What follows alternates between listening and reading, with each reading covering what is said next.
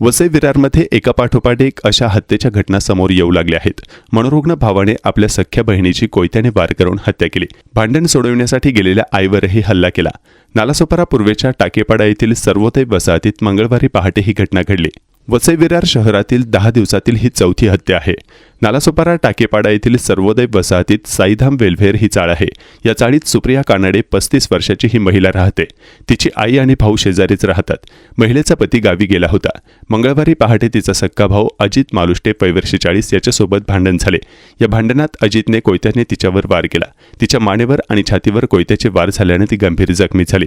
भांडण सोडविण्यासाठी तिची आईमध्ये पडली तेव्हा अजितने तिच्यावरही वार केले।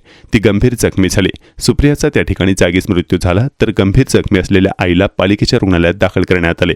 मला सकाळी 5:30 वाजता या घटनेची माहिती मिळाली तेव्हा सुप्रिया रक्ताच्या थारोळ्यात पडली होती। तिचा भाऊ मनोरुग्ण होता।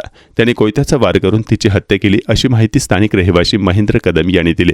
तुळीज पोलिसांनी या प्रकरणी हत्येचा गुन्हा दाखल करून आरोपी भावाला अटक केली आहे।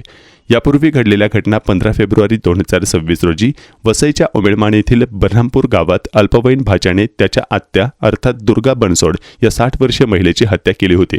16 फेब्रुवारी 2026 रोजी वसई पश्चिमेतील अंबाडी रोड परिसरात विरुद्ध दिशेने वाहन चालवणाऱ्या कारणामुळे 2 व्यक्तींमध्ये वाद निर्माण झाला होता। या वादातून शफीक शेख वय 47 या व्यक्तीची हत्या करण्यात आली होती। तर 20 फेब्रुवारी 2026 रोजी नालासोपाऱ्यात 2 गटात झालेल्या वादातून शुभम मिश्रा या तरुणाची दगडाने ठेचून हत्या करण्यात आली होती।